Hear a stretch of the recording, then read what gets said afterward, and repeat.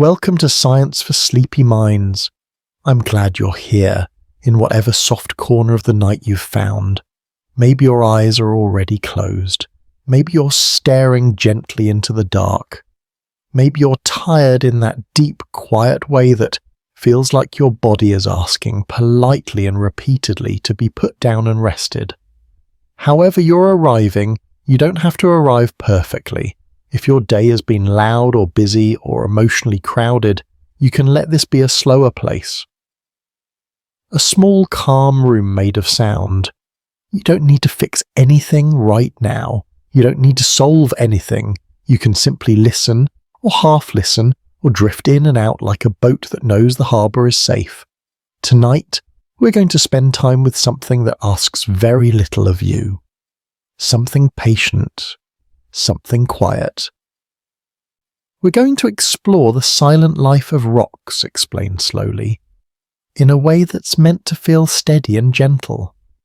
Rocks are often treated like background, like props in a landscape, but they are more like long, slow stories. Not stories with sudden twists, but stories written in textures and layers, in tiny crystals and grains, in time so deep it can feel like a dream. And you don't need to hold on to any of it tightly. You can let the ideas pass through you at their own pace. Just remember, sleep is the priority here. If you fall asleep in the middle of a sentence, that's not a failure. That's the whole point. The science will keep quietly existing without you. The rocks will keep being rocks, and you can let yourself rest.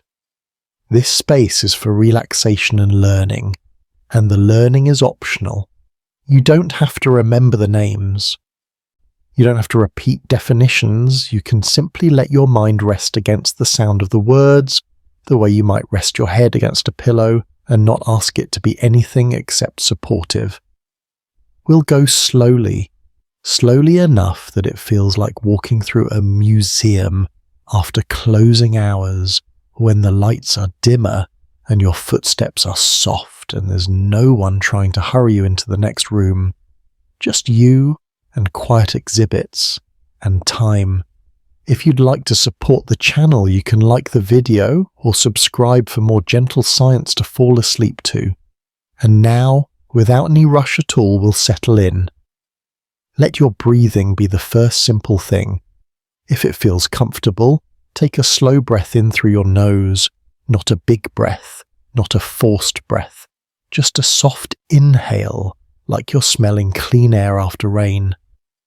And then let your exhale be a little longer, a gentle, unhurried release, like setting down something you've been holding all day without noticing it had weight. Again, a slow inhale, quiet, steady, and a longer exhale, as if you're letting the day sink down like fine silt settling in still water. You don't have to count. You don't have to do it exactly right. Just let the out-breath lengthen a little, the way evening shadows lengthen on their own. Now, bring your attention to your face in a friendly way. Not judging, just noticing. Let your eyebrows soften. Let the space between them all smooth out, as if warm light is resting there. Let your eyes be heavy in their sockets. They don't need to do anything now. Let your jaw loosen. If your teeth are touching, you can let them part slightly, just enough to tell your body you can stop bracing. Let your tongue rest easily in your mouth, like it has finally found a comfortable place to lie down. Then bring your attention down to your shoulders. So many people hold their day there, as if the shoulders are designed to carry lists and worries and responsibilities, but not tonight. Let your shoulders drop, even by a millimeter. Let them sink toward the mattress, toward the chair, toward whatever is holding you. Let gravity be kind.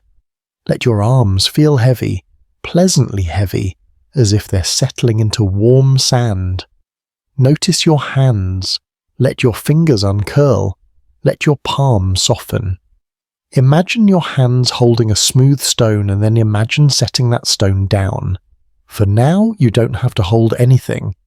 If you need to adjust your pillow or shift your hips or pull the blanket into a more comfortable shape, you can do that gently. Small movements are allowed. There's no rule against getting cozy. Let comfort be practical.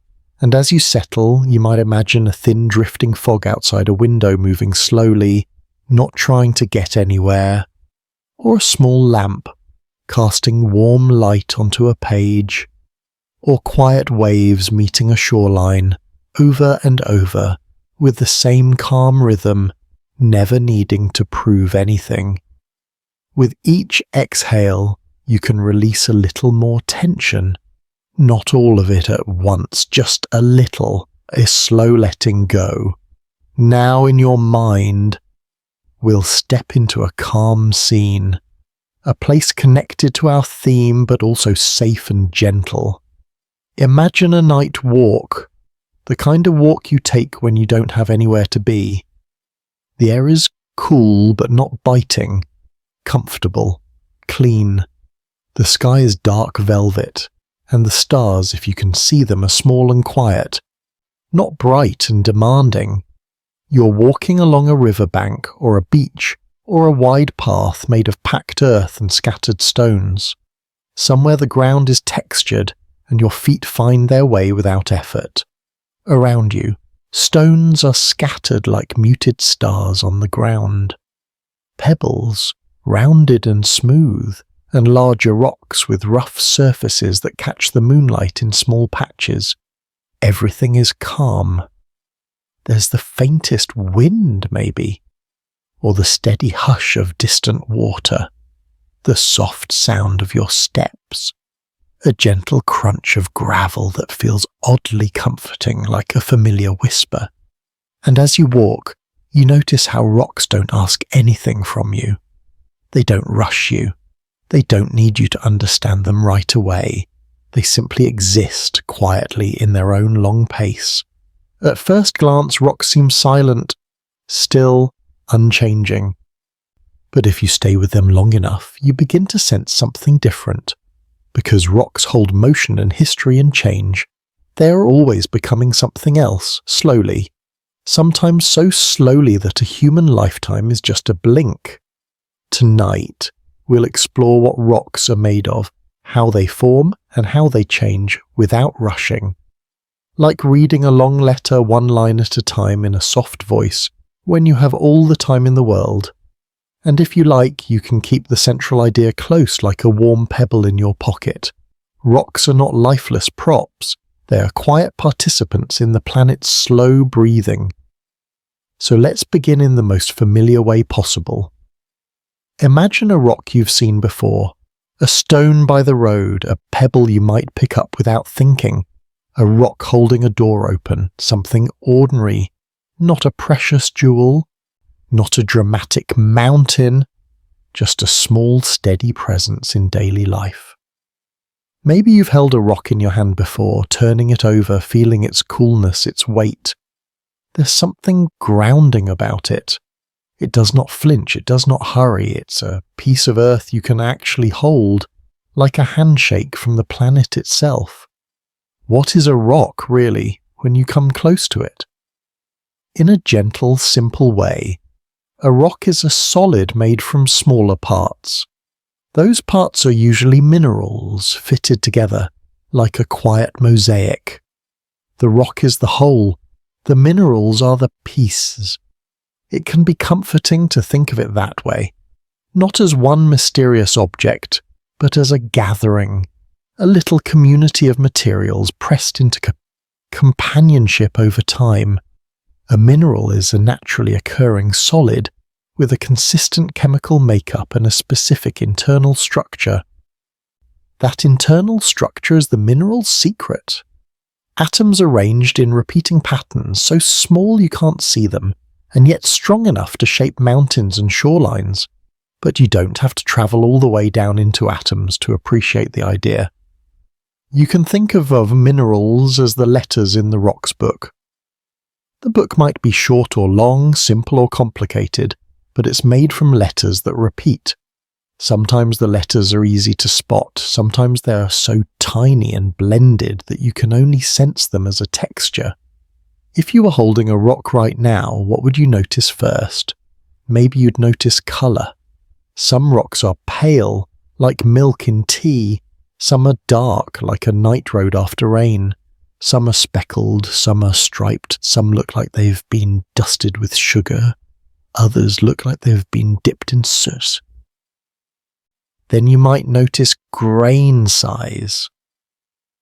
Are the pieces big enough to see clearly, like tiny tiles?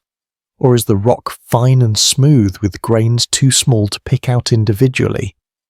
You might notice sparkle, not glitter exactly, more like a soft glimmer where light catches a flat surface. That sparkle can be a clue that somewhere inside little crystal faces are reflecting light. You might notice layering. Some rocks have lines and bands like pages stacked together.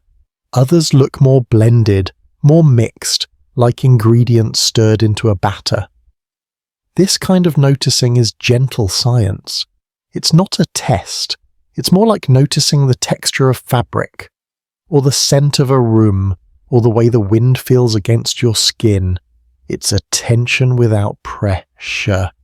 And there's one more thing you might notice, even if you don't put it into words.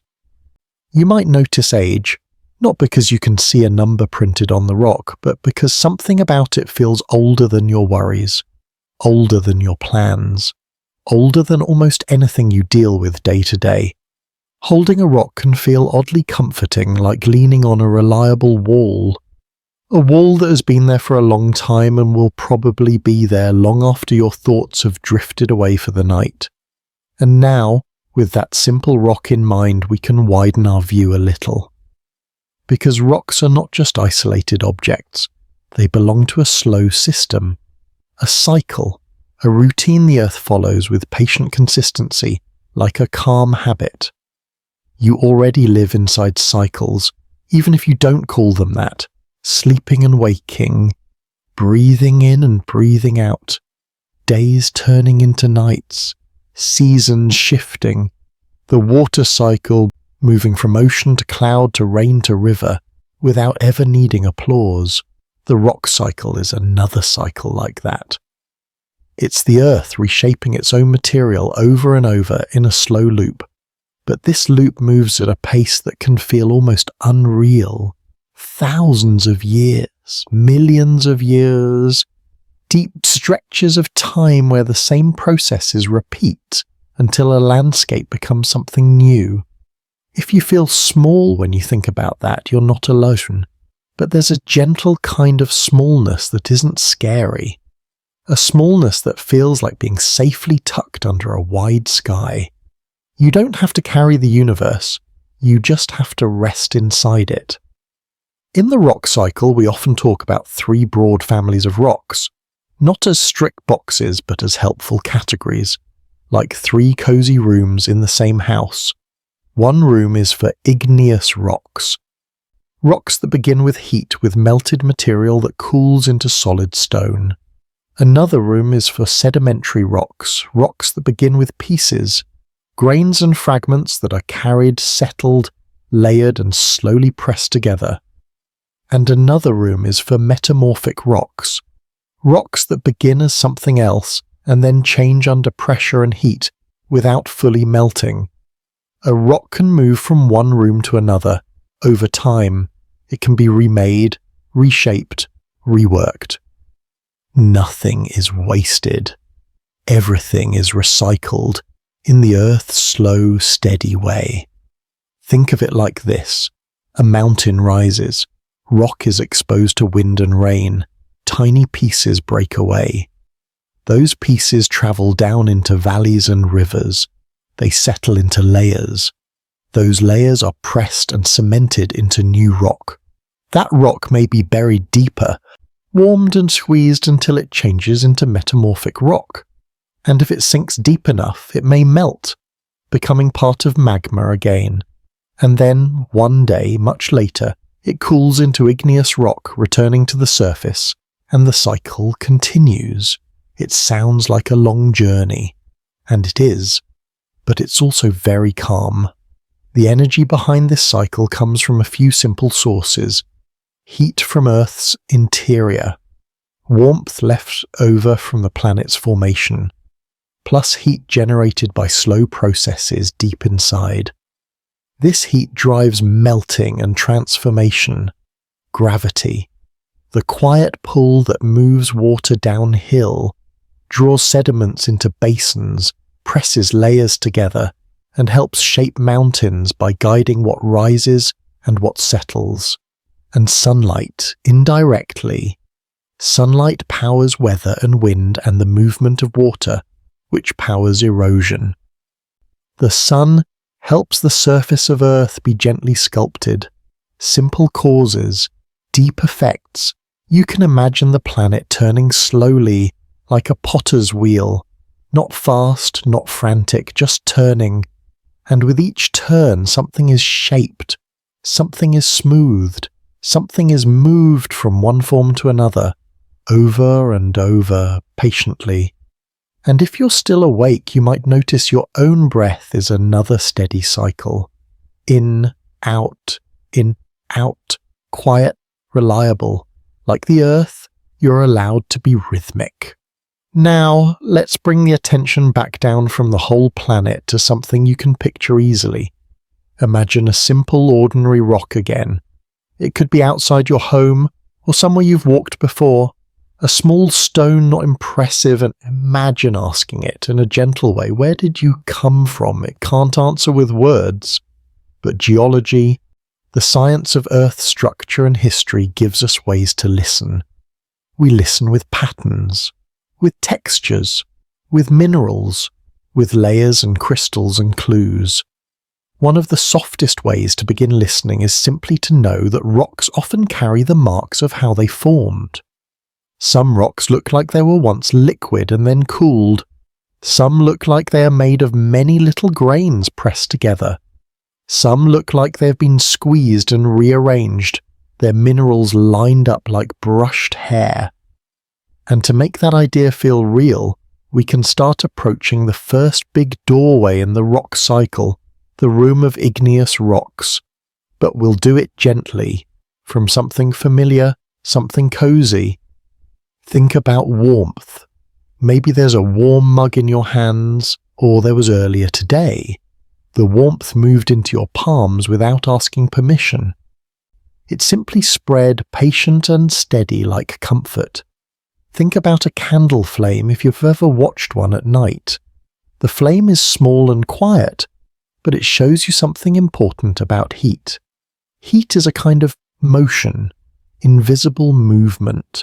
A dance of particles too small to see, making the air shimmer and the wax soften. You don't need to hold that thought tightly, just let it be a small spark of understanding, gentle and warm. Now, without any drama, we can scale that warmth up. Not into fear, not into stress, just into perspective. Deep within the Earth there is heat. Not the kind that jumps out at you, but the kind that simply exists. A steady interior warmth. In some places, rock becomes hot enough to melt into a thick, slow-moving liquid we call magma. Magma is not like water. It's not quick. It's more like something between honey and soft paste, moving slowly because it's heavy and viscous, full of minerals and gases, under enormous pressure. Sometimes magma stays deep underground. Sometimes it rises. If it reaches the surface, we call it lava. And then, in contact with cooler air or water, it begins to cool and harden. This is where igneous rocks come from. They are, in a sense, cooled heat, frozen warmth. The memory of the Earth's interior turned into stone. And one of the most interesting simple ideas in igneous rock science is that the speed of cooling matters. If something cools slowly, it has time to organize, like a quiet room where everyone finds their place. Minerals can form larger crystals because they have time to grow. If something cools quickly, there's less time to organize. The minerals may form tiny crystals, or sometimes none that you can easily see because the cooling happens too fast for neat patterns to develop. Even if you forget all the terms, you can remember the feeling of the idea. Slow cooling leads to bigger crystals, fast cooling leads to smaller crystals.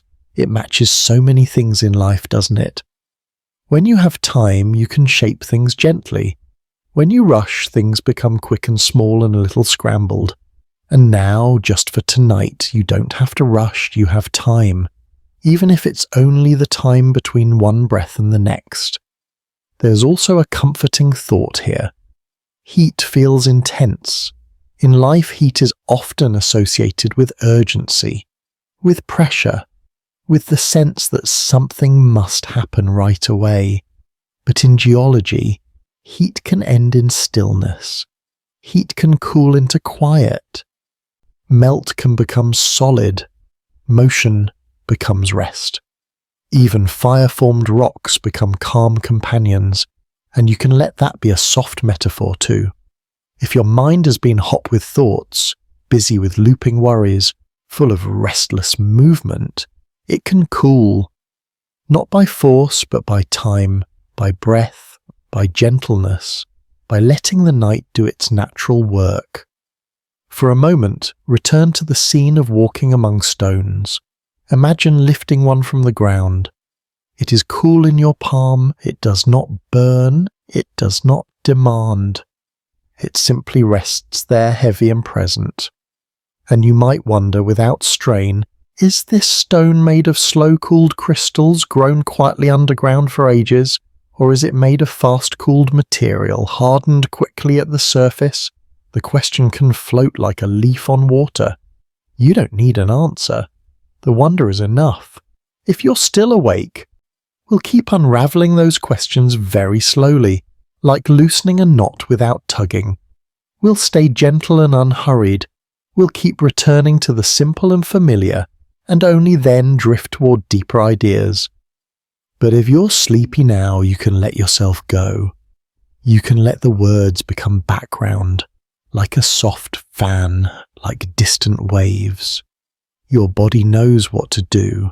Take another slow breath in, and let the exhale be long. Feel the weight of your head supported. Feel your shoulders sink. Feel your hands resting, empty and relaxed. In the quiet, the earth continues its slow routines. Rock becoming other rock. Heat becoming stone. Time moving patiently without effort. And in that same quiet you can rest safely, while we continue gently into the calm world of stones and the stories they carry. If you're still awake, just let yourself settle again, very softly, as if you're sinking a little deeper into your pillow. And if you're already drifting, that's perfect too. You don't need to catch every word. You can let the sentences pass like quiet clouds while your body does what it was always meant to do at night. We were beginning to step into the calm room of igneous rocks, the rocks that begin in warmth and end in stillness. So let's return there gently, without any hurry. Imagine again that deep interior warmth of the earth. Not a dramatic heat, not a threatening heat, just a steady internal warmth, like a slow heartbeat far below. In some regions, rock becomes warm enough to soften and melt into magma, a thick, mineral-rich liquid that moves very slowly, under pressure. Now picture what happens when that melt begins to cool. Cooling is a kind of settling, a quiet organizing, a slow choosing of structure. Atoms, which have been moving more freely in the melt, begin to find repeating patterns. They line up. They lock into place. They become crystals. Crystals don't have to mean something sharp and glittery. In geology, a crystal is simply a solid with an orderly internal arrangement. It's a pattern that repeats, a little architecture of atoms built patiently as the melt loses heat. And here comes one of the simplest, most soothing rules in igneous rocks. Slow cooling gives crystals time to grow. Fast cooling gives crystals less time, so they stay tiny. You can almost feel the logic of it, like watching frost form on a window. If conditions are steady and slow, patterns spread. If things change too quickly, the patterns stay small, or blur into something more glassy. When magma cools slowly deep underground, it's insulated by the surrounding rock. Heat escapes gradually, so the minerals have time to form larger crystals. These rocks are called intrusive igneous rocks because the magma intruded into the crust and cooled there. But if magma reaches the surface as lava, it meets cooler air or water. Heat escapes quickly. The solid forms fast, with smaller crystals or even a smooth glass-like texture. These are extrusive igneous rocks formed at the surface. Intrusive and extrusive. Deep and surface, slow and fast. They're pairs that echo each other in a gentle way, like two halves of the same story. And you don't have to remember the terms. If you forget them, it's completely fine. You can just keep the feeling of the idea. Some igneous rocks are slow cooled. With crystals you can often see. Some are fast cooled, with crystals too small to notice, or with a smoothness that hints at quick freezing. If you could hold two rocks in your hands, one in each palm, you might feel the difference. In one hand, imagine granite. Granite is often light-coloured, with a speckled look. Those speckles are crystals you can actually see. Tiny blocks and flakes and grains interlock together. Granite usually forms from magma cooling slowly underground, giving those crystals time to grow large enough for your eyes to notice. In your other hand, imagine basalt.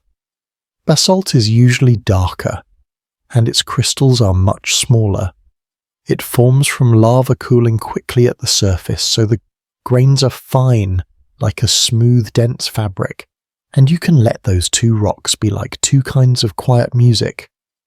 Granite is a slow piece, with individual notes you can pick out. Basalt is a faster piece, where the notes blur into a single steady tone. Both are calm in their own way.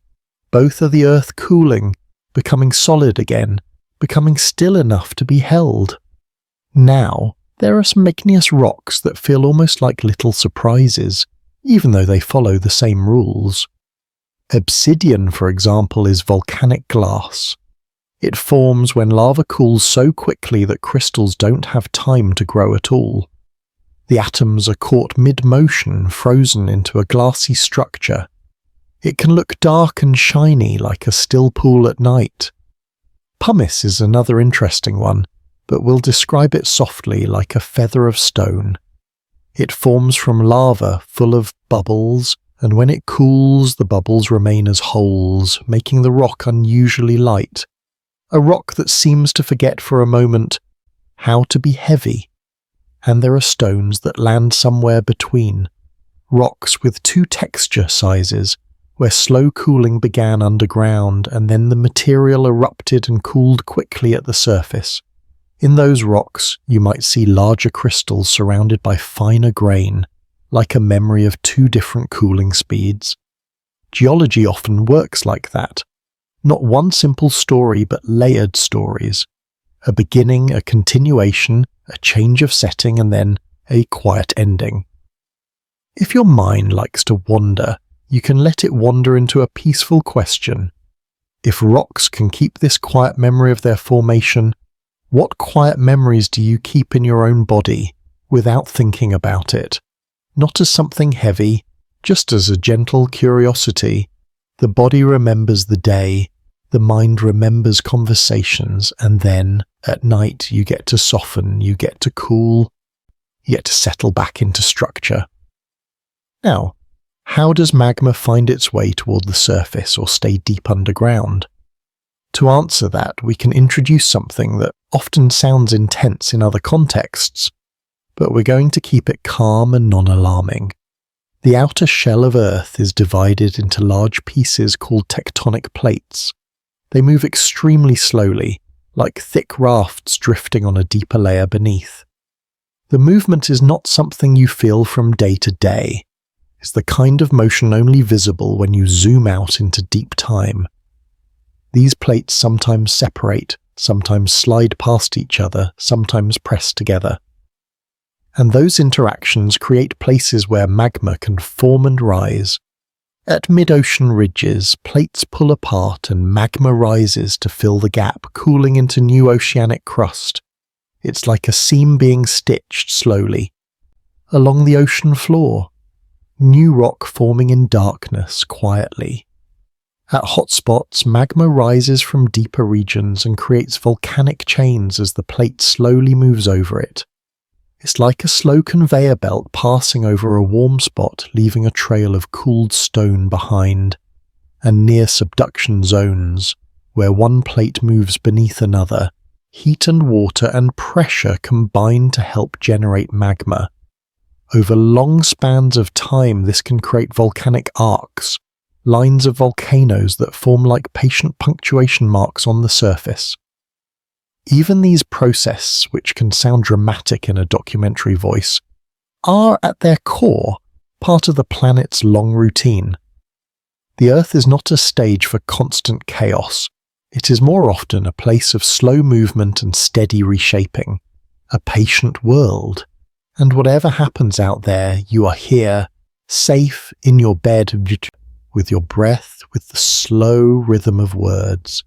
If you notice any tension while thinking about plate tectonics, you can let your shoulders soften again. Let the jaw unclench. Let your hands rest loosely. It's okay, nothing is being asked of you. Now, when we're talking about igneous rocks, we're really talking about the Earth's ability to cool itself into form. Heat becomes texture, melt becomes crystal, motion becomes quiet solidity. And that can be a comforting thought, because even intense things can end in calm. Even restless movement can settle.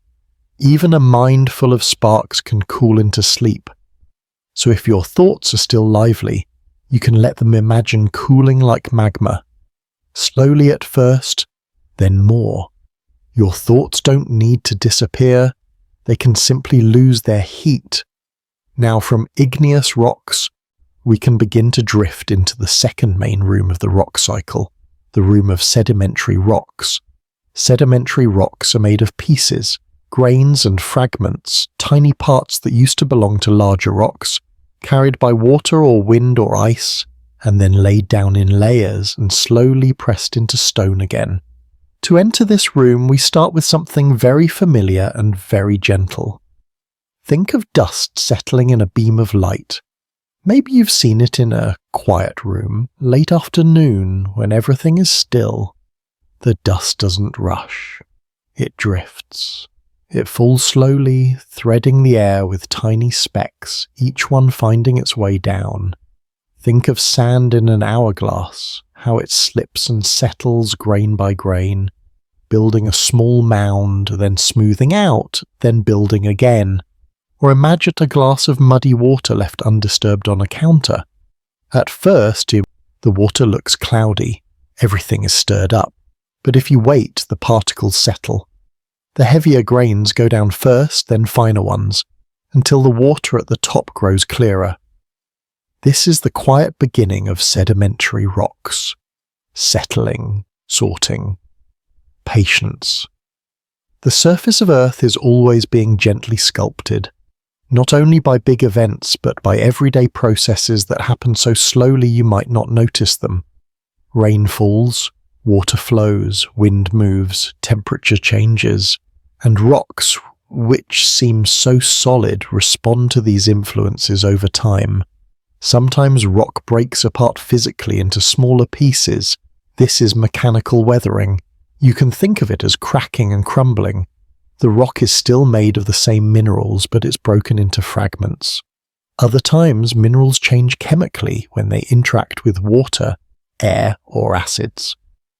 This is chemical weathering. Some minerals dissolve, some transform into new minerals, The rock changes in composition slowly, like a quiet recipe being altered one ingredient at a time. But let's keep it simple and gentle. Weathering is the making of pieces, erosion is the moving of pieces, and deposition is the laying down of pieces. These processes are like a slow choreography. Not hurried, not sharp, just constant. Imagine a hillside during a soft rain. Little droplets hit the ground. They join into tiny streams. The water finds its path downhill. It carries small grains of soil and sand. Over time, those grains travel, sometimes only a short distance, sometimes far. Imagine a river, not rushing for the sake of rushing, but simply flowing because gravity invites it to.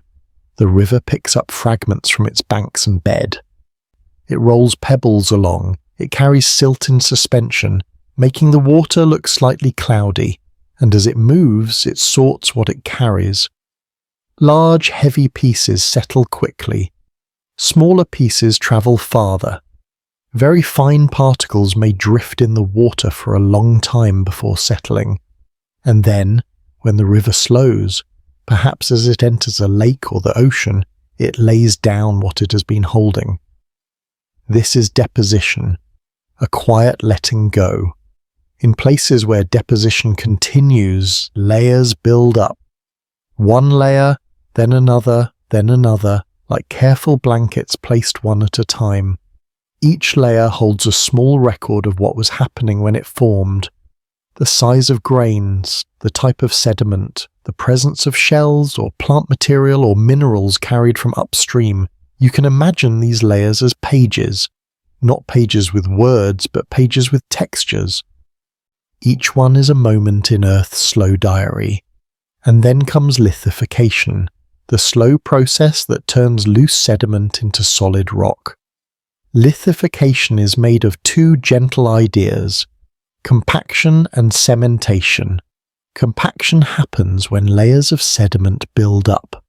The weight of the layers above presses down on the layers below. Air spaces shrink, water is squeezed out, the grains are pushed closer together. Not quickly, not violently, just stegently. Over time, like a soft hand pressing down with patience. Cementation happens when minerals in water act like a natural glue. Water moving through the pores carries dissolved minerals. Over time, those minerals can crystallize between grains, binding them together. It's as if the earth is quietly stitching the grains into one fabric. And slowly, without any need for attention, soft sediment becomes rock.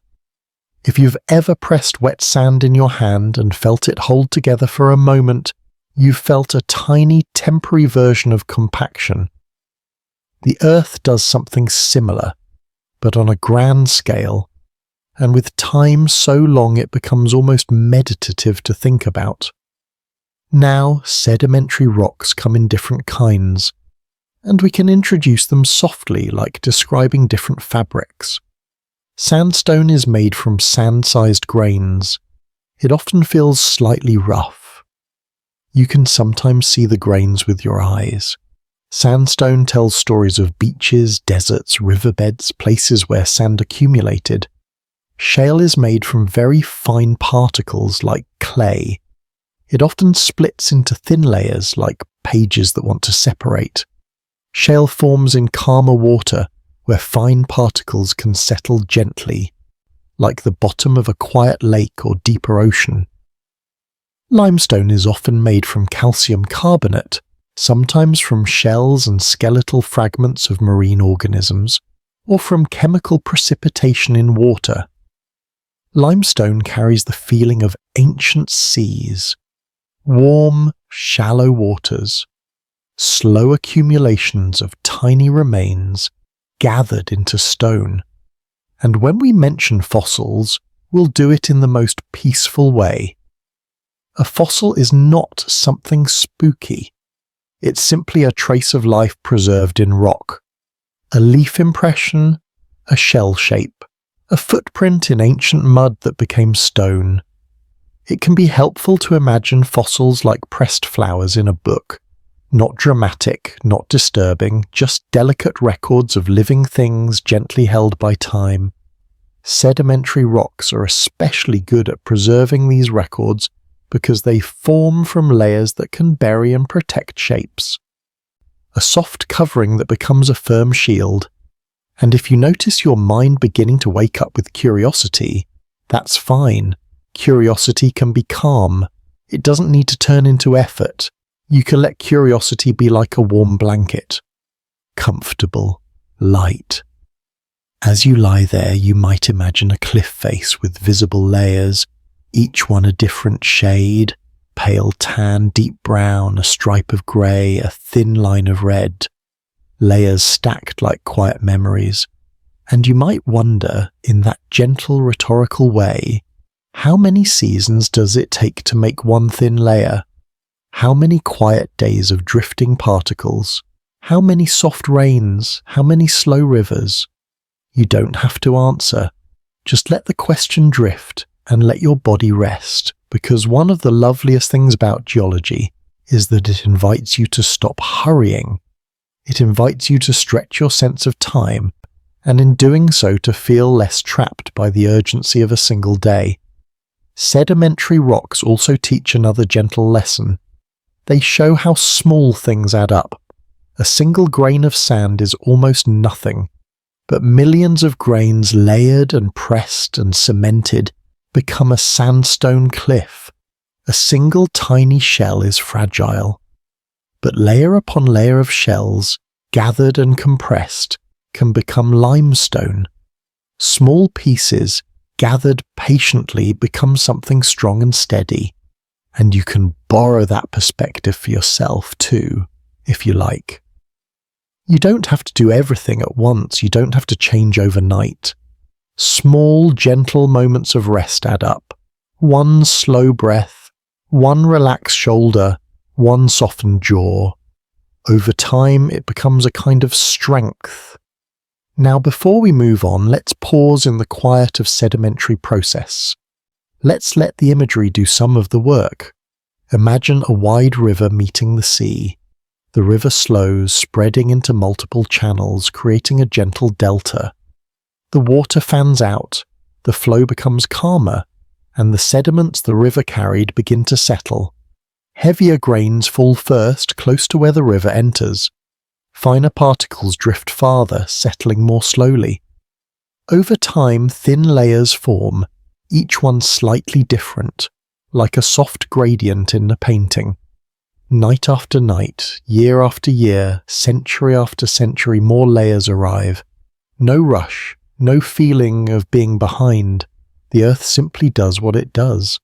And then those layers, buried deeper, begin to compact. Water moves through them. Minerals crystallize in the space. Slowly, quietly, a new rock is made. If you're feeling sleepy, you can let that image become simpler, slow river. A gentle settling, a soft layering, a quiet pressing, a steady becoming. And if you're still awake, we can continue a little deeper, toward the idea that rocks can change without melting too, that there is a third room in the house, where rocks are transformed by warmth and pressure, like fabric being folded and pressed into a new texture. But we'll approach that room as gently as we approach the others, starting with something familiar. For now, take a moment to notice your own settledness. Notice the weight of your body. Notice the steady support beneath you. Notice your breath moving in and out, like a calm tide that doesn't need permission. If any thought tries to pull you away, you can let it sit on a rock for a while. Imagine placing the thought on a smooth stone and leaving it by the riverside. You can come back to it later, if it's still there. Many thoughts are not as urgent as they claim to be. And in the quiet, as sediment settles into layers and layers press into stone, you can let your mind settle too. Just a little more. With each long exhale, you can sink deeper into rest, while the earth continues its slow, patient work of making, unmaking, and remaking rocks. quietly over time. If you're still awake, you can take this moment as a small resettling. Let your body remember that it's allowed to be heavy. Let your shoulders melt down into the bed. Let your breathing find that quiet shape again with an easy inhale and a softer, longer exhale. And if you've been drifting in and out, that's perfect. You don't have to climb back into the story can come to you. You can simply float near it, listening from a distance. We were resting with sedimentary rocks with their patient layering and their quiet habit of turning loose grains into solid stone. So now, very gently, we'll step into the third calm room in the House of Rocks. This is the room where rocks change without fully melting. Metamorphic rocks.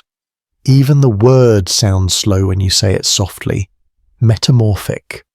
A kind of transformation, a change of form. To make it feel familiar, think about something simple you've seen with your own eyes. Think about dough being kneaded. It starts as flour and water, loose and scattered, and then hands press and fold it. Over time, the texture changes. It becomes smoother, more elastic, stronger in a quiet way. Still the same dough, but arranged differently. Or think about a brick being folded and pressed. The cloth is still cloth, but the pressure creates new lines and shapes. The fibers align, the surface becomes different. Metamorphism is like that, but for rocks. A rock can be buried deeper in the earth, or squeezed in a slow collision of crust, or warmed by nearby magma. It isn't melted into liquid. Instead, it is heated and pressed until its minerals rearrange. New minerals can form, crystals can grow, textures can shift. The rock becomes a new version of itself, not because it is hurried, not because it is broken, but because conditions change slowly and the rock responds. It's a very gentle idea if you let it be gentle. Change can happen without destruction. Change can happen while staying solid. Change can be quiet and steady and still profound. So let's imagine a rock beginning its metamorphic journey. Picture layers of sedimentary rock like shale, buried under more and more layers above. This burial adds pressure. It can also add warmth, because the earth gets warmer as you go deeper, the increase is slow and the rock has time to adapt. Under these conditions, the tiny minerals in shale start to change. They may grow and align and form a new kind of rock. Shale can become slate. Slate is fine-grained, often dark, and it has a special habit. It tends to split into flat sheets. That's why people use slate for roofing tiles or writing boards. The rock develops a kind of internal direction, a preference for splitting along certain planes, created by pressure aligning the minerals.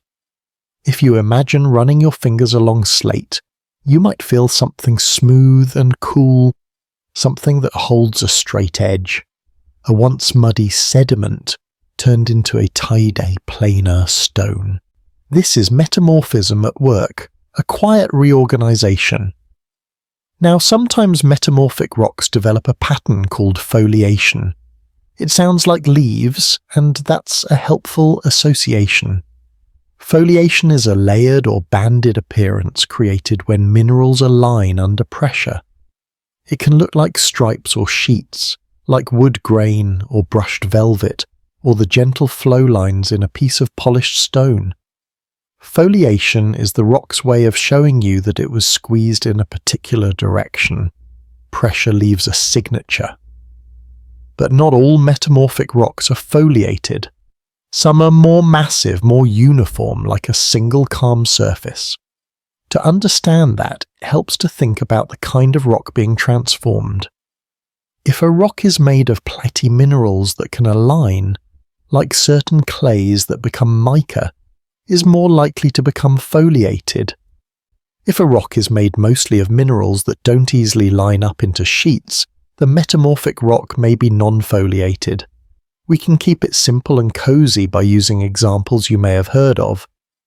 Limestone, for instance, is often made of calcium carbonate. Under metamorphic conditions, limestone can turn into marble. Marble is still made mostly of calcium carbonate, but its texture changes. Its crystals can grow larger and interlock in a new way. Marble can look smooth and luminous, with soft veins. It feels like stone that has been gently rewritten. And if you've ever seen a marble countertop or a marble statue, you might have noticed how it seems to catch light differently.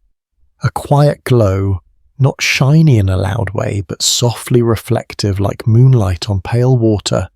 Sandstone made of sand-sized grains can turn into quartzite under metamorphism. Quartzite is often very hard because the quartz grains fuse together tightly. It becomes a kind of strong, dense stone, often with a sugary sparkle, like very fine crystals woven into one structure. Shale can progress beyond slate too, into rocks like schist and gneiss, where minerals grow larger and the banding can become more dramatic. But we'll keep that image calm, not dramatic in emotion, just clear in picture. Schist can have visible mica flakes that shimmer gently like tiny scales catching light. Gneiss often shows distinct bands of light and dark minerals, like layers that have been stretched and reorganized.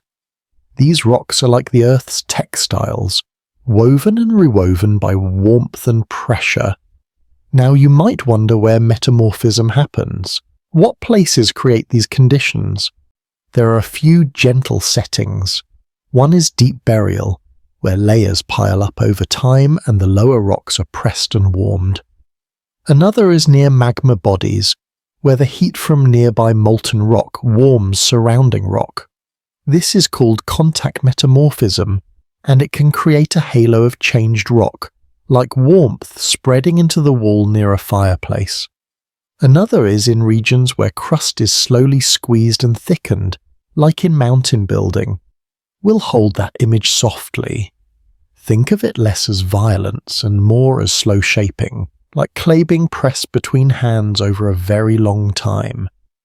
The Earth's crust can crumple and fold, and rocks within can be metamorphosed under the steady pressure.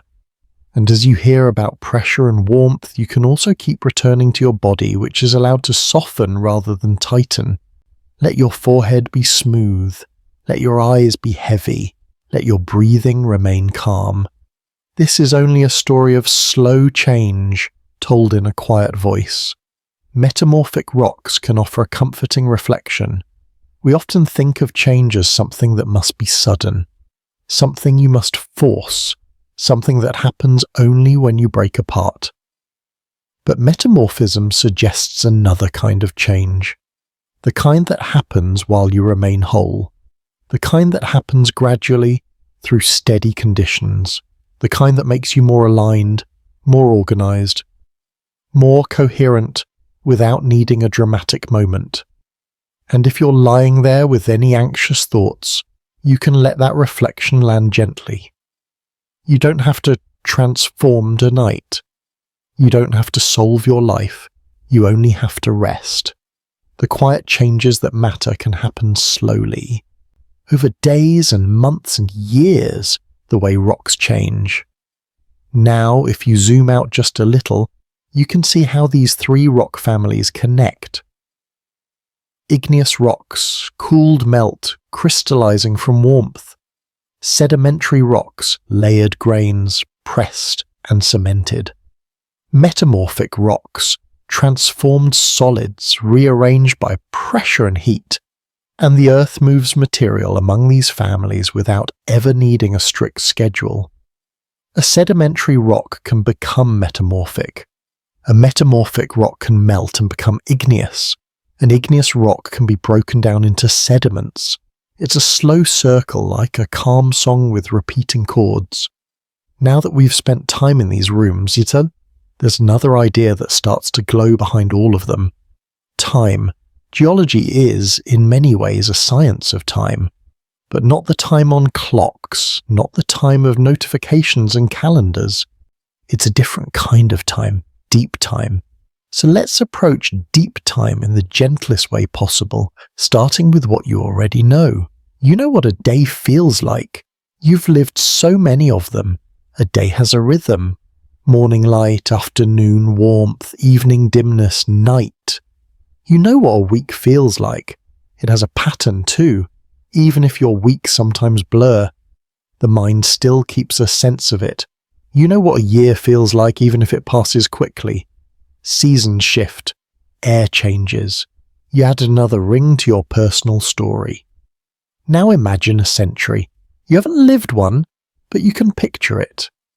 You can imagine how much can change in 100 years.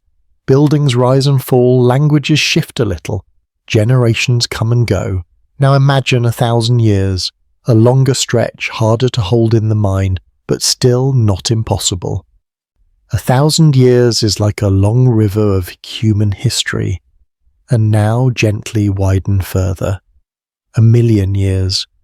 1,000,000 is a word you might use casually, but in geology it becomes a kind of breathing space.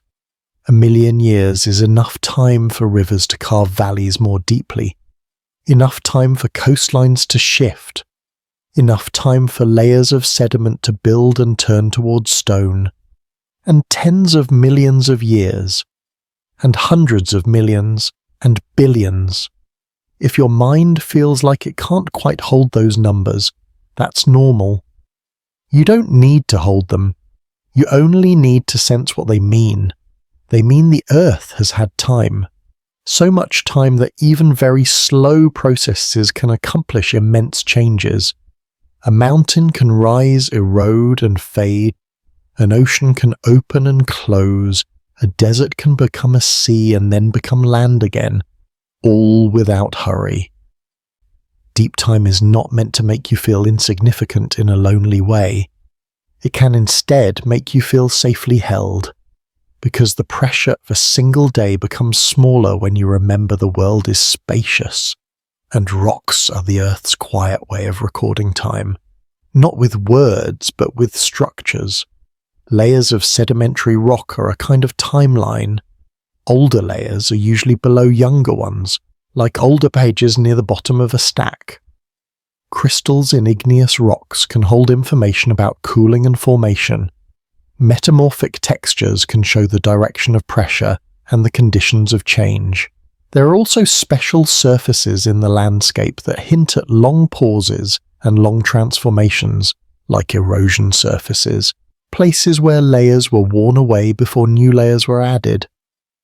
The Earth's history is not always neat. Sometimes pages are missing, sometimes pages are folded, sometimes the book has been edited, torn, rewritten, but there are enough clues to read a story. And the people who read that story, geologists, have developed a calm set of tools for listening. Sometimes they look at the relationship between rock layers and intrusions. For example, if you see a crack filled with igneous rock cutting through sedimentary layers, you can know the crack and the igneous intrusion happened after the sedimentary layers formed, because the intrusion had to cut through something that already existed. It's like noticing overlapping footprints in sand. The one on top is younger. Geologists also look at inclusions. Sometimes a rock contains fragments of another rock inside it. If a piece of older rock is trapped inside younger rock, like a small pebble frozen inside the larger stone, it suggests the included fragment existed first, then became part of the newer material. Again, it's like a story told through layers, through who came first and who arrived later.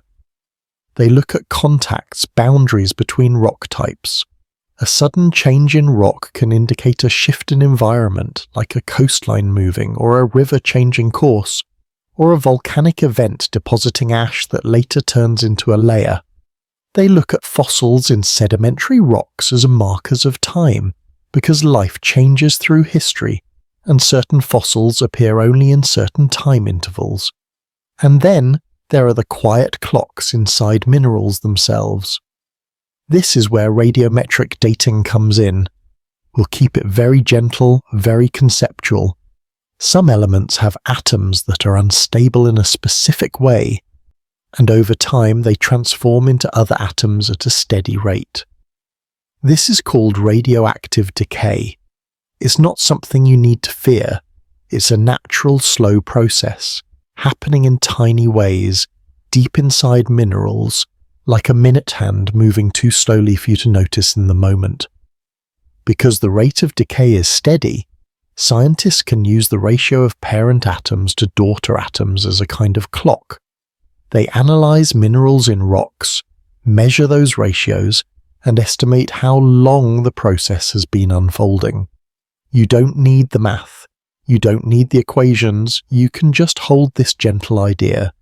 Some minerals contain natural clocks, and when you learn how to read them, they tell you how long a rock has been cooling or how long it has existed in a particular form. It's really quite soothing in a way. The idea that time leaves measurable traces, that even if everything feels confusing on the surface, the deep patterns are steady. And if your mind likes quiet wonder, you might ask yourself softly, what has this stone seen without eyes? How many rains have touched it? How many warm days have passed over it? How many nights like this one, with quiet air and dim light and soft shadows? It can be calming to think about how a rock doesn't worry about time. It doesn't count the hours. It doesn't chase the future. It simply participates in time, and you too can participate in time tonight by letting yourself rest rather than chase. If you're still awake, we can begin moving from deep time into a gentler, more everyday kind of time again, and look at the quiet work that changes rocks right at the surface. Because not all rock change happens deep underground. Some of it happens in your world, in the gentle motions you've seen 1,000 times, water flowing, wind moving, frost forming, a leaf falling and decaying into soil. These are small things, but in deep time, small things become powerful. So let's step into the next calm idea, weathering and erosion. And we'll begin, as always, with something familiar. Think about water running in a sink, the way it slides along porcelain, gathering into a stream, then breaking into ripples. Even in a quiet bathroom, water has a sound that can soften the mind. Think about wind moving through curtains, not a storm, just a gentle stirring as if the air is breathing. Think about frost on glass, how it can appear in delicate patterns and then vanish when warmed. These everyday motions are, in their own way, the earth at work. The surface of the planet is always being shaped by the simple forces. Weathering is the breakdown of rock, erosion is the transport of broken material, and deposition is the settling again, the laying down. You've already met deposition in sedimentary rocks. Now we're widening the story, letting it touch the whole surface of Earth. Mechanical weathering is when rock breaks into pieces without changing its chemical makeup. This can happen when water seeps into tiny cracks, and then freezes and expands, gently prying the crack wider over repeated cycles. It's not a single dramatic moment. It's repeated quiet pressure. It can happen when the temperature changes cause rock to expand and contract, slowly creating stress. It can happen when plant roots grow into cracks, widening them gradually. Not as an attack, but as a natural reaching. It can happen when flowing water rolls stones along a riverbed, bumping them and smoothing them, turning rough edges into rounded forms. Chemical weathering is when minerals in rock react with water, oxygen or acids and change into new substances, or dissolve. For example, some minerals dissolve slowly in water, especially if the water is slightly acidic. Rainwater can be gently acidic because it absorbs carbon dioxide from the air, forming a weak carbonic acid. That mild acidity can help dissolve certain minerals over time. Again, no rush, no sharpness, just quiet chemistry. Iron-bearing minerals can react with oxygen, forming iron oxides. This is similar to rust but in rock. It can change the colour, turning it reddish or brownish like warm earth tones spreading through stone. Clay minerals can form from the alteration of other minerals, changing the rock into softer material that becomes part of soil. And soil in many ways is the earth's soft skin, a blend of mineral particles, organic matter, air and water. Soil is what allows plants to root, what holds moisture, what supports ecosystems. Soil is rock that has been gently transformed, mixed with the products of life. You can let that be a comforting thought too. Even hard things can become soft. Even rigid things can become fertile. Even stone can become the beginning of a garden. And as these weathered pieces are moved by erosion, they travel. Rivers carry sediments downstream, tumbling stances, turning sharp fragments into smooth pebbles. Beaches sort grains by size, and waves arrange them in patterns, over and over, like a nightly ritual. Wind can carry fine particles, creating dunes and dust layers, shifting gentle shapes across a landscape. Ice in glaciers can grind rock into fine powder and carry it slowly, shaping valleys over long periods. We can keep that image peaceful. Imagine a slow, quiet river of ice, not rushing, just moving as gravity invites it, polishing and shaping the ground it passes over.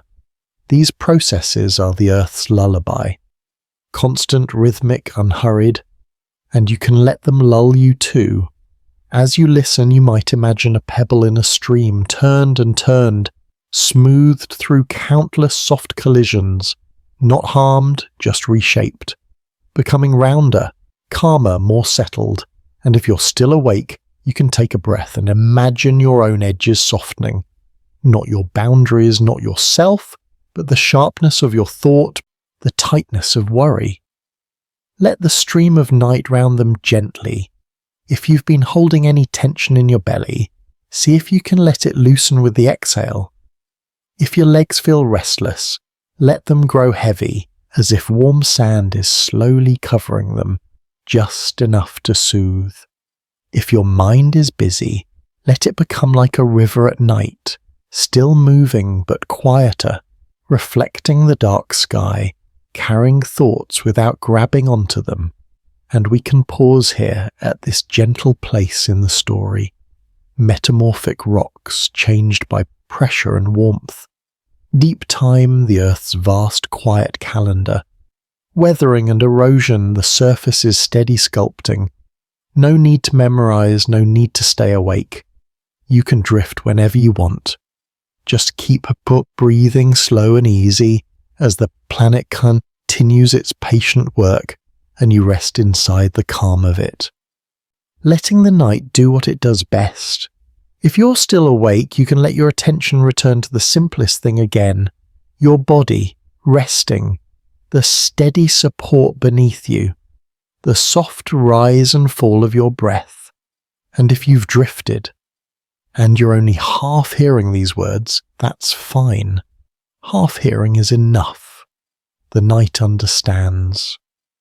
We were speaking about weathering and erosion, about the quiet ways the surface of Earth is shaped. Water, wind, temperature, time, simple forces repeating gently until even the hardest materials shift and soften. And there's one more gentle thread to hold in that story. Soil. Soil is not just dirt. It's the meeting place of rock, water, air and life, a kind of patient collaboration where minerals are broken down into smaller particles, mixed with organic matter, and turned into the soft layer that can cradle roots and hold moisture and make food possible. If you imagine a rock slowly breaking into grains, and then imagine those grains mixing with decomposed leaves, tiny bits of living history, you can sense how the planet makes softness out of hardness, how it makes a welcoming surface bit by bit. Sometimes it's easy to forget that the ground beneath gardens and forests and fields is the result of countless quiet transformations, rain and sun, roots and microbes, frost and flow, nothing sudden, nothing dramatic, just steady change. And even if you don't remember the scientific terms, you can keep that feeling. The earth is patient, the earth makes softness, the earth takes its time. And in a strange, comforting way, rocks carry the same lesson. Even the hardest stone yields to softness, given time. Now, if you're lying there with your thoughts still awake, you might notice something. Thinking about deep time can feel like stepping back from urgency. It can make the day's problem seem smaller, like a pebble in a wide landscape. Not because your life doesn't matter, but because the pressure to fix everything tonight begins to loosen. You are allowed to be in one night, in one bed, in one breath. The planet can handle the rest. And now, very gently, we'll begin to connect what we've learned to the world you live in every day. Because rocks are not only in mountains and riverbanks, they are woven into ordinary life in quiet, surprising ways. Imagine a home, any home, a building you've been in, maybe the one you're in now, might have stone somewhere in it, even if you don't notice, a countertop, a tile, a brick, a foundation, a step, and even where there isn't stone, there is often processed geology. Concrete, for example, is like a human-made rock. It's made from cement, sand, gravel, and water, mixed together and hardened into a solid mass. The gravel inside is like the rock's coarse grains. The cement acts as a binder, a kind of glue. It's not the same as natural lithification, but it echoes the same idea, small pieces bound into something firm. Glass, too, has a geological cousin. Natural glass exists in rocks like obsidian, where lava cools so quickly that crystals don't have time to form. Human-made glass is different in its process, but it shares that quiet principle of cooling into a smooth solid. Even metals, the ones used in pipes and wires and tools, come from mineral ores. Iron, aluminum, copper, and many other elements are part of Earth's mineral story. They were concentrated by geological processes over long spans of time, and then humans learned how to extract and shape them. And you can hold that thought without heaviness, not as a burden, not as a moral lesson, just as a gentle recognition. Your everyday world is built from ancient materials.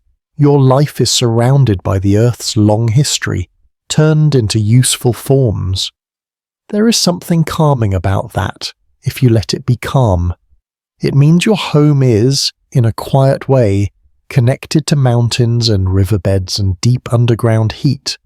It means the planet's slow work is present in the simplest objects. Even your phone, if you have one nearby, is full of minerals and metals. Tiny pieces of geology arranged into circuits. There are elements from the crust inside it, refined and shaped into something that carries sound and light and words. If you notice your mind starting to spin, you can let it soften again. We're not here to worry, we're here to gently notice. It can be enough to think softly that the modern world is a rearrangement of ancient ingredients. The periodic table, that orderly set of elements, is like a shared alphabet, and both rocks and devices are written with that same alphabet in different ways. Now, let's bring this connection to something even more familiar. Landscapes. When you look at a hill or a cliff or a beach, you're seeing geology made visible. You're seeing rock type and erosion patterns working together like a slow collaboration. Why does one coastline have tall cliffs and another has gentle sandy slopes? Often it's because of the rock. Some rocks resist erosion longer, holding steep edges. Others break down into grains more easily, feeding a beach with sand. Why do some mountain faces look jagged and sharp while others look rounded and softened? It's partly rock strength, partly climate, partly the kind of weathering happening over time. Why do some places have red earth and others have pale stone and others have black dense-looking rocks? Minerals and chemistry, iron oxides, carbonates, basaltic lavas, a quiet palette painted by the planet. And you don't have to analyze every scene you've ever seen. You can simply let it change the way you imagine the world. The next time you see gravel underfoot, you might think, those stones have travelled through time, through cycles, through pressure and water and heat to end up here, supporting a sidewalk. The next time you see sand, you might think, these grains are the softened edges of older rocks made gentle by wind and water. The next time you see a polished stone, you might think, those crystals grew slowly, in darkness, deep underground, long before you were born. There's a peaceful intimacy in that. The earth feels less like a faraway thing and more like a close companion. Now, very gently, we can widen into the natural world and see how rocks and life are linked. Not in a scary way, in a quiet, supportive way. Different rocks create different habitats. Not because the rocks have intentions, but because their chemistry influences soil, water, and the shape of the land. Limestone, for example, is a rock that can dissolve slowly in slightly acidic water. Over long periods, water can carve openings through limestone, creating caves and underground channels. If you imagine a limestone cave, you can keep the image gentle and safe. A quiet hollow in the earth, cool and still, shaped by dripping water over time, like slow sculpture.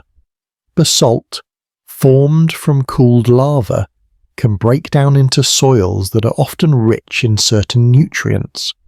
Over time, basalt can contribute to fertile ground. You can picture a dark, mineral-rich soil supporting green growth, as if stone has been transformed into nourishment. Sandstone can influence water storage. Because sandstone can be porous, it can hold water in the spaces between grains. In some places, sandstone can act like a natural reservoir, an aquifer, storing water slowly underground. If you like a gentle image, imagine water resting quietly in those tiny spaces, held like breath held in a calm chest. These are not separate worlds, rock and life. They're intertwined. Even the way plants grow is influenced by the ground they're rooted in. Soil texture, mineral content, how water drains or stays, how easily roots can penetrate. Rock becomes soil. Soil supports plants. Plants influence soil. And the cycle continues. And then there's a broader connection that feels like a quiet wow, if you let it. The carbon cycle. We often hear about carbon in modern conversations, but in geology, carbon also has a slow, steady story. Limestone and other carbonate rocks are part of long-term carbon storage on Earth. Carbon moves between air, water, life and rock across different timescales. Some parts of the cycle are quick, like breathing. Some are slow, like the formation of carbonate rocks in oceans and their eventual burial and uplift. You don't need to hold the whole cycle in your mind. You can simply remember that the planet has ways of balancing itself over long stretches of time, that Earth is not only a surface of weather and waves, but also a deep system of slow exchanges. And this doesn't need to feel like pressure. It can feel like reassurance. The Earth has been managing change for a very long time. It has many pathways, many rhythms, many ways of moving materials around and around. And within those rhythms, your one job tonight is to rest. Now think about minerals as nutrients. As rocks weather, they release elements into soil and water. Calcium, potassium, magnesium, iron, and many others can become available to living things. It's like the land offering a slow-release gift. There's something tender about that, if you let it be tender. The hardest materials, broken down gently by rain and time, become part of the living world. Stone becomes soil, soil becomes plant, plant becomes habitat, and then, eventually, those materials return again to soil and sediment and rock. It's a circle, not perfect, not symmetrical, but enduring. And maybe this is a good moment to check in with your body again. Are your shoulders still soft? Is your jaw relaxed? Are your hands resting open and loose? If anything has tightened, you can invite it to loosen with the next exhale. Not forcing, just inviting, like opening a window a little wider for cool air. Now, we can widen one more step, from earthbound rocks to stone beyond earth. Because rocks are not only an earth story, they're a universe story. Imagine, for a moment, holding a small meteorite. A piece of rock that travelled through space for a long time before arriving here. Not with urgency, but with quiet momentum, following gravity's gentle guidance. Meteorites are often fragments of larger bodies, remnants from early solar system history. They can be metal-rich or stony, and they carry clues about the materials that formed planets. They are, in a way, time capsules, not because they are magical, but because they are old and preserved. And then there are moon rocks, stones from a place without weather in the way we know it. No rain washing them, no rivers rounding them. The moon's surface is shaped by different processes, like impacts and volcanic history long ago, and slow exposure to space. If you imagine moon rocks, you might picture a dusty landscape under a black sky, still and silent. The stones there are quiet too, but in a different style of quiet. A quiet without wind. Mars too is a world of rocks. Mars has volcanism in its history. It has sedimentary layers. It has landscapes shaped by wind and ancient water activity. When rovers send images back, you can see pebbles and outcrops that feel strangely familiar, like a distant cousin of Earth's geology. And here is a soft, comforting wow that you can hold lightly and then let go. A pebble on Earth and a stone on the Moon share the same periodic table, the same basic ingredients, different stories, different environments, different textures, but the same alphabet of elements. It means the universe is consistent in a quiet way. The same building blocks appear in different places, assembling into different landscapes under different skies. And if you ever feel alone in your thoughts at night, that kind of consistency can be soothing. Not because it answers every question, but because it suggests the universe is not random chaos. It has patterns, it has rules, it has repetition, it has steadiness. Now you might be noticing a theme. We keep returning to this idea of slowness, slowness in cooling, slowness in layering, slowness in transformation, slowness in erosion, slowness in deep time. And there's a reason that slowness feels so compatible with sleep.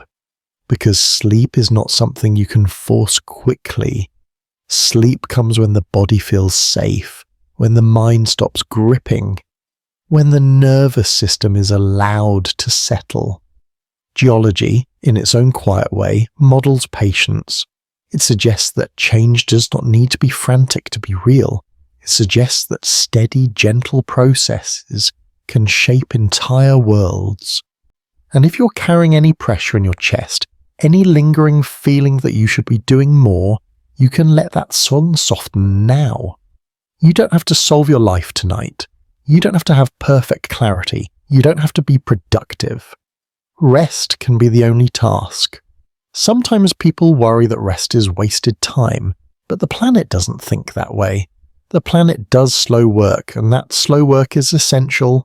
Cooling takes time, layering takes time, transformation takes time. Even you as a living being change quietly in your sleep. Your body repairs, your mind organizes, your memory settles. Sleep is not nothing. Sleep is slow, necessary work. So if you can, Let yourself accept the night as a kind of gentle metamorphism for the mind, not a dramatic transformation, just a quiet reorganization. And if you are already falling asleep, then you can let these words become less meaningful, more like a soft texture, like rain on a roof, like wind far away. Before we move further into more dreamlike territory, let's hold a few calming images one at a time without any need to remember them. A warm mug cooling on a table, slowly releasing heat into the air. A river carrying grains, then slowing, letting them settle into layers. A rock deep underground being pressed and warmed, rearranging itself quietly. A pebble in a stream slowly becoming smooth. A piece of limestone gently carved by water over long time. A dark basalt stone turning into rich soil supporting green growth. A moon rock resting under a silent sky, holding its own calm story. And through all of it, the steady rhythm of your breath. In, out, in, out. If you're still awake, in the next stretch, we can let the information become simpler, more rhythmic, more repeating, less like a lesson, more like a lullaby made of Earth's patterns. But for now, you can simply rest here in the comforting thought that the world is patient. Change can be gentle, and you are safe to drift. Let your jaw soften again. Let your shoulders drop. Let your hands be still. And as the night holds you, the earth continues its silent life of rocks, slowly, quietly, without hurry, while you float closer and closer to sleep. If you're still awake, you can let yourself settle once more, as if you are sinking a little deeper into comfort without having to do anything at all. Feel the place where your body meets the bed, the couch, the pillow. Let that contact be reassuring. Let it remind you that you are supported and that you don't need to hold yourself up right now. Take a slow breath in as gently as you can, and then let your breath out softly, a little longer than the inhale, as if you're pouring the day out of your chest, drop by drop, until there's nothing left to carry. Everything we've been exploring tonight, the quiet cycles of rock, the patient shaping of water and time, all of it can start to become less like information now, and more like atmosphere. Like a warm, dim light in a room, like a steady, familiar sound in the background. You can keep listening if you want to. You can also let your mind drift in and out. You can let yourself fall asleep. Nothing needs to be completed. Nothing needs to be remembered. This is a place where forgetting is allowed, where sleep is welcome. So now we'll begin to slow the pace even more. We'll make things simpler, more repetitive, more meditative, like the earth itself, doing the same quiet things over and over until shapes change. And the first gentle loop we can return to is the simplest one. There are rocks that come from cooling. There are rocks that come from layering. There are rocks that come from transformation. Igneous, sedimentary, metamorphic. You don't need the words. You can let them be soft sounds. Igneous, the cooled warmth. Sedimentary, the settled layers. Metamorphic, the quiet change. And each of these is not a separate world, but a doorway into the same slow house, the same long story. Heat, then cooling, breaking, then settling, pressure, then reshaping, and back again. Heat, cooling, breaking, settling, pressure, reshaping, and back again. Even as you hear these cycles, you can notice that your breath is also a cycle, in, out, in, out. Your breath is simpler than geology, and yet it belongs to the same kind of pattern. A steady repetition that keeps you alive without needing your attention. Let your breathing be easy. Let it happen in the background. Let your body do what it already knows how to do. And now, if you like, imagine that you are walking again, but this time the place becomes even calmer, more dreamlike, less specific. You're walking through a museum of stone. It's a museum that feels warm and quiet, as if it was designed for nighttime wandering. The air is still. The lights are soft and low, not bright, not harsh. The floor is smooth beneath your steps, and your footsteps are quiet, as if the building itself prefers silence. There is no crowd, no hurry, no voice telling you to move along. Just you moving slowly from one exhibit to the next, as if you're visiting a collection of gentle ancient friends. At the entrance there is a small sign, but you don't need to read it. You don't need to take anything in perfectly. You can simply move through the space, letting the shapes and textures wash over you. The first display holds an igneous rock. It sits on a pedestal like a calm object that has never been impatient in its life. You notice how it looks speckled, like a night sky scattered with tiny stars, but closer and more solid. This is the kind of rock that cooled slowly deep underground. The crystals had time to grow, time to become visible, time to lock together like a quiet puzzle. Your eyes, in your imagination, can trace the pattern. Pale grains, darker grains, little flecks that catch light. And then a simple thought comes, and you can let it float past. Slow cooling makes larger crystals, slow cooling makes larger crystals, and you don't have to do anything with that. It can just be a soft phrase, repeated like a rocking motion. You stand there a moment, breathing in, out, and then you move on. The next display holds another igneous rock, but this one is darker and finer, like it has swallowed the light rather than reflecting it in speckles. It's smooth to look at, dense as if it cooled quickly and didn't have time to grow large crystals. This is the kind of rock that forms at the surface where lava meets cool air or water and becomes stone without delay. A simple thought arrives and you let it settle. Fast cooling makes smaller crystals. Fast cooling makes smaller crystals. And again, it's not a test. It's just a gentle rhythm. Like a lullaby made of cause and effect, you can imagine for a moment the warmth of the melted rock meeting the coolness of night air, and becoming still, becoming quiet, becoming something you can hold. And if your mind has been too warm with thinking lately, you can borrow that image as comfort. Warmth can become stillness. Movement can become rest. You breathe again, slow and easy, and you walk on. The next display holds something smoother still, like a dark mirror. Volcanic glass. A surface that looks like it froze mid-breath, caught between liquid motion and solid form. You don't need to think about it much. You can simply let the image be. A stone that looks like a puddle turned solid, holding a quiet shine. The museum is calm. Your body is calm. Your eyelids are heavy, or they can be. If you're still awake, you can continue moving. If you're not, you can drift and let the museum wander without you. Now the museum changes rooms and the air feels a little different, as if the exhibits here are softer, more layered, more made of tiny pieces. You're entering the sedimentary room. The first display is a sandstone.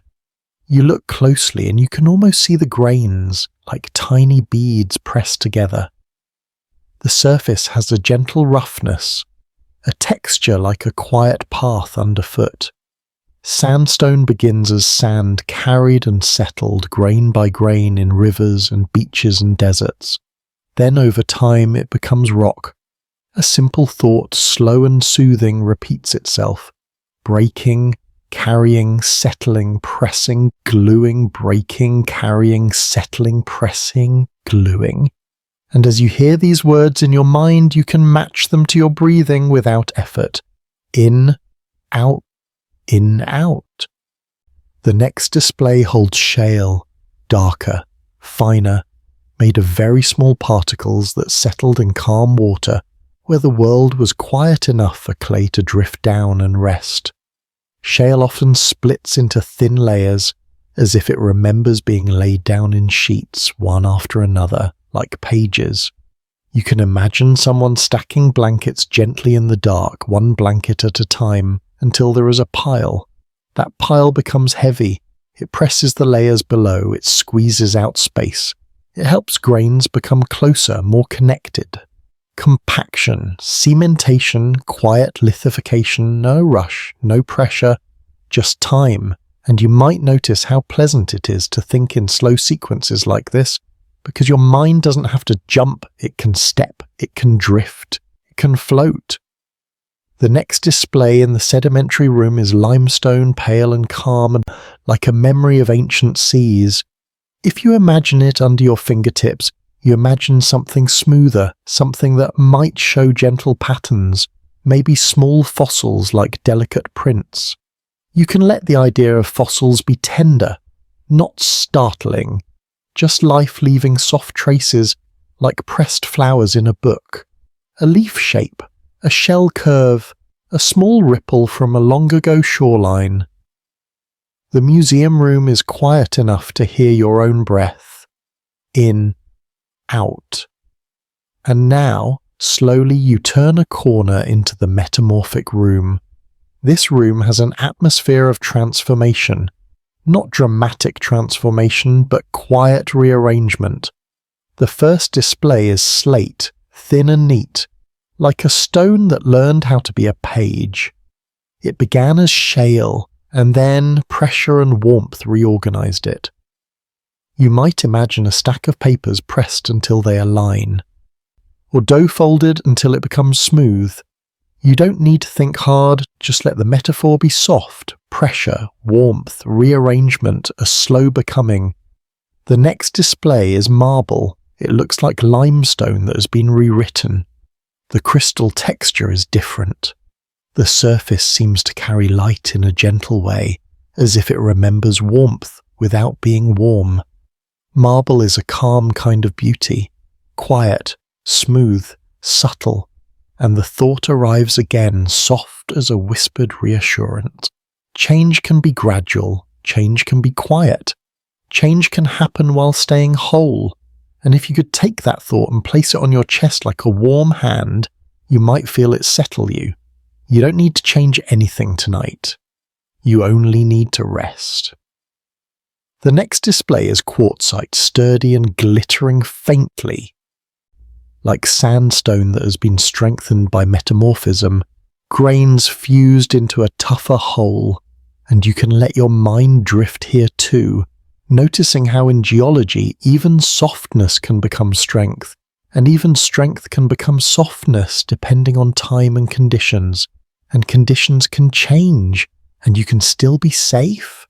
Now, at the far end of the museum, there is a place to sit, a bench that looks comfortable, upholstered in soft fabric under warm low light, and you can sit there, in your imagination, and simply exist. You don't have to keep walking. You can rest in the Museum of Stone. You can listen to the quiet hum of the building, a sound like distant wind. And as you sit, the museum begins to feel less like a place with exhibits and more like a gentle dream of textures and time. The labels become less important. The facts become softer. The meanings become simpler. Heat becomes cooling. Grains become layers. Pressure becomes transformation. And the cycle continues. Heat, cooling, grains, layers, pressure, transformation, heat, cooling, grains, layers, pressure, transformation. And as those words repeat, your body can also repeat the simplest thing, in, out, in, out. If you notice your mind trying to grab a thought, you can let it release that thought. You don't have to hold it. Imagine your mind as an open palm. Thoughts can land there like small pebbles and then roll off gently, returning to the quiet ground. Now, if you feel like drifting into a second visualization, even softer and more rhythmic, you can imagine leaving the museum and stepping out into the night, toward water, a shoreline, a riverbank. Somewhere with steady motion and quiet sound, you walk slowly, wrapped in comfort, and the air feels cool and clean. The sky is dark and the world is calm. And as you reach the water, you see stones scattered along the edge. Some are small and smooth, some are larger and rougher, but all of them sit there, patiently, meeting the water again and again. Waves roll in, waves roll out, not loud, not forceful, just steady. The water touches the stones, then pulls away, touches, pulls away, touches, pulls away, and each time the water touches, it does a little work. Not rushed work, not dramatic work, just tiny shaping. A grain of sand rubs against a surface. A small edge becomes less sharp. A rough spot becomes smoother. The ocean, the river, doesn't hurry. It simply repeats. And repetition over time becomes change. You can let your breathing match that motion. In, like the wave arriving. Out, like the wave receding. In, out. And if there is anything on your mind you don't want to carry into sleep, you can do something gentle with it. You can place it on a stone, not as a way to get rid of it forever, just as a way to set it down for the night. Imagine choosing one smooth stone near the water's edge. Imagine placing that worry, that task, that lingering conversation, that unfinished thought gently onto the stone like a small object you are returning to the earth. And then the water comes in, touches the stone, and when it goes out again, it leaves the stone slightly cleaner, slightly calmer.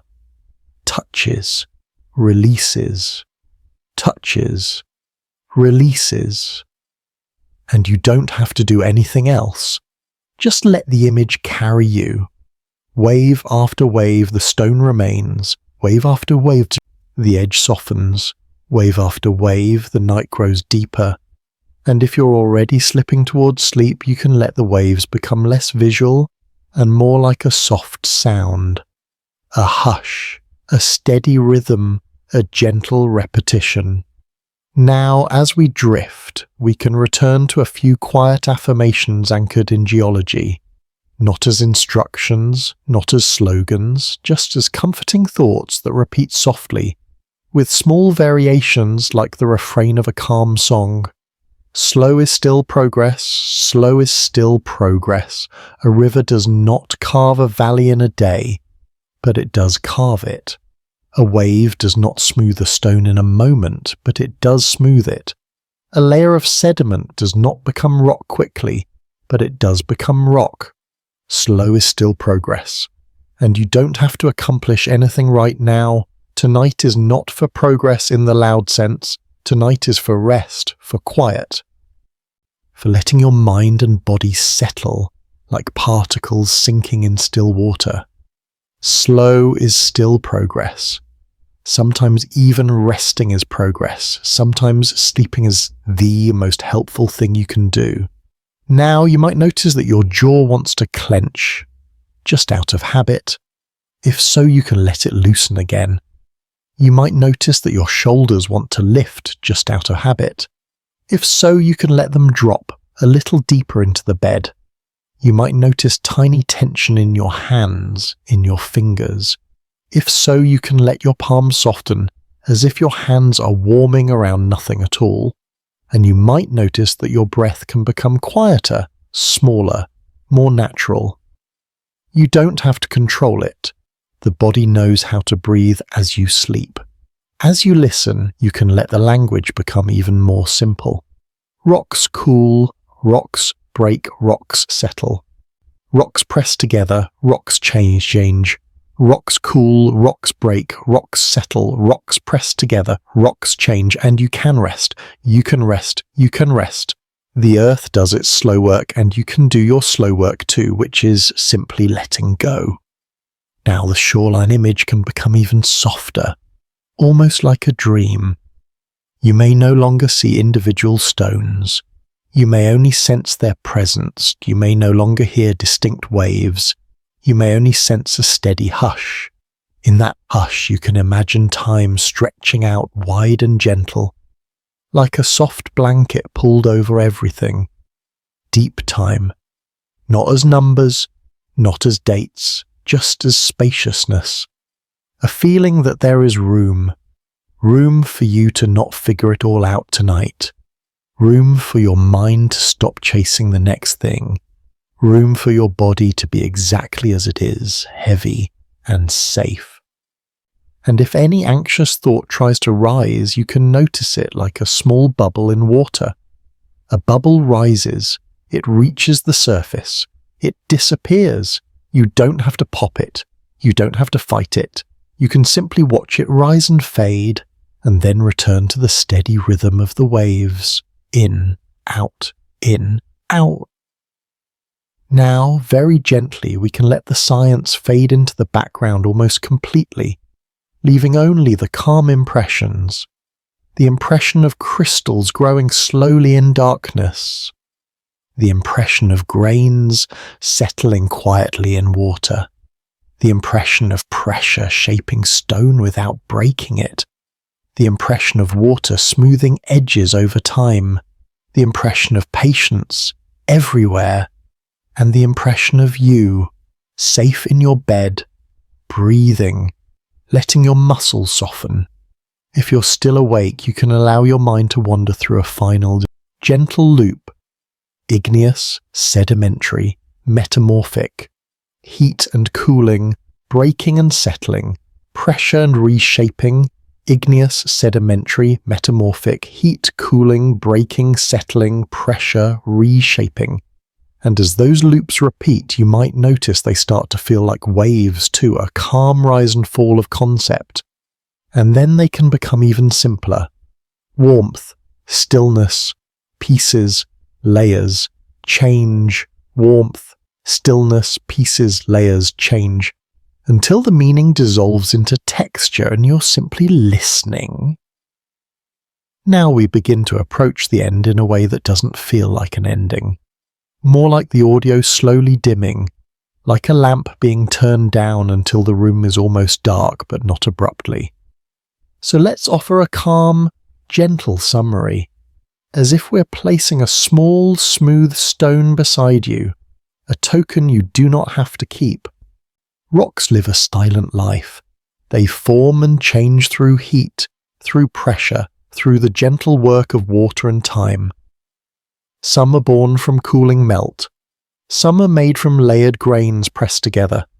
Some are transformed while staying solid, rearranged into new textures and patterns. And over long spans of time, the earth keeps moving materials through these forms, cycling and reshaping and smoothing without hurry. That's the quiet story. And if you don't remember any of it tomorrow, that's fine. It's okay if you only remember a feeling of steadiness, a feeling of calm, a feeling that time can be wide and gentle, a feeling that you don't have to rush, a feeling that you are safe enough to sleep. Now, if you're still awake, you can take one more slow breath in and let it out, long and soft. And as you breathe out, imagine the last of the day's tension leaving your body like sand slipping from an open hand. Whatever you did today is done for now. Whatever you didn't do, it can wait. Whatever you're worrying about, it can rest outside the room for a while. You can let the night hold you. You can let your bed hold you. You can let your breath hold you. And if sleep comes now, you can let it come without watching it arrive. No need to chase it. No need to check if it's working. Sleep is like a wave. It arrives when it arrives. So allow your thoughts to become quieter. Allow images to fade. Allow words to soften. If you can hear my voice, let it become part of the background, Like wind far away, like water in the distance, you are safe, you are supported. You don't need to remember. You don't need to try. Just rest. Good night. And as the earth continues its patient, silent life of rocks, cooling and layering and changing over time, you can drift further and further into the quiet as if you are floating on dark, gentle water carried by breath, carried by softness, carried by the steady calm of the night, until even the idea of listening dissolves into sleep and everything becomes still and easy and quiet.